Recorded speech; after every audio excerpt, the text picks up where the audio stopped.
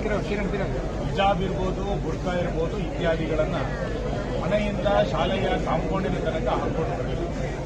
ಅದಾದ ನಂತರ ತರಗತಿಗಳಲ್ಲಿ ಕೂತ್ಕೊಳ್ಬೇಕಾದ್ರೆ ಎಲ್ಲ ವಿದ್ಯಾರ್ಥಿಗಳ ತನಕ ಸಮವಸ್ತ್ರದಲ್ಲಿ ಕೂತ್ಕೊಳ್ಬೇಕು. ಇಲ್ಲಿಯ ತನಕ ತುಂಬಾ ಶಾಲೆಗಳಲ್ಲಿ ಆ ರೀತಿಯಾದ ನಡ್ಕೊಂಡು ಬರ್ತಾ ಇದ್ದಾರೆ. ಆದರೆ ಕರ್ನಾಟಕದಲ್ಲಿ ಏನೋ ಒಂದು ರೀತಿಯಾದಂತಹ ಅರಾಜಕತೆಯನ್ನು ಸೃಷ್ಟಿ ಮಾಡಬೇಕು ಕೆಲವೇ ವಿದ್ಯಾರ್ಥಿಗಳನ್ನ ಈ ರೀತಿಯ ಪ್ರತಿಭಟನೆಗಳನ್ನು ಮಾಡ್ತಾ ಇದ್ದಾರೆ. ನಾನಿವತ್ತು ಮಾಧ್ಯಮಗಳ ಮುಖಾಂತರ ಪ್ರಶ್ನೆ ಮಾಡ್ತೇನೆ.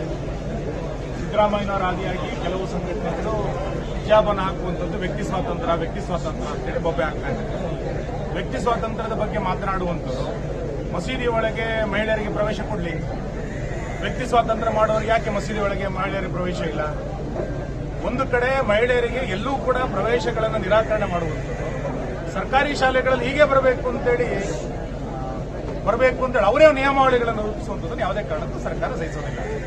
ನಮ್ಮ ರಾಜ್ಯದಲ್ಲಿ ಸರ್ಕಾರಿ ಶಾಲೆಗಳಲ್ಲಿ ಅಥವಾ ಖಾಸಗಿ ಶಾಲೆಗಳಲ್ಲಿ ವಸ್ತ್ರ ಸಂಹಿತೆ ಅನ್ನುವಂಥದ್ದು ಸಾಂಪ್ರದಾಯಿಕವಾಗಿ ಬಂದಿದೆ. ಕಾನೂನಿನ ಚೌಕಟ್ಟನ್ನು ಕೊಡಬೇಕು ಅನ್ನೋದ್ರ ಬಗ್ಗೆ ಆಲೋಚನೆಗಳನ್ನು ಮಾಡ್ತೇವೆ. ಮತ್ತು ನಾನು ನಾಡಿನ ಎಲ್ಲ ಮುಸಲ್ಮಾನ್ ಮಹಿಳೆಯರಿಗೆ ವಿನಂತಿ ಮಾಡ್ತೇನೆ, ನಿಮಗೆ ತ್ರಿಬಲ್ ತಿಲಾಕ್ ಅನ್ನ ರದ್ದು ಮಾಡೋದ್ರ ಮುಖಾಂತರ ಭದ್ರತೆಯನ್ನ ಕೊಟ್ಟಿದ್ದು ಮೋದಿ ಸರ್ಕಾರ. ಇದನ್ನು ಅರ್ಥ ಮಾಡಿಕೊಂಡು ಮುಂದಿನ ದಿನಗಳಲ್ಲಿ ಸಮಾಜದ ಮುಖ್ಯವಾಹಿನಿಯಲ್ಲಿ ಎಲ್ಲರ ಜೊತೆಗೆ ಬರುವಂತಹ ರೀತಿಯಲ್ಲಿ ಪ್ರಯತ್ನಗಳನ್ನು ಮಾಡಬೇಕು.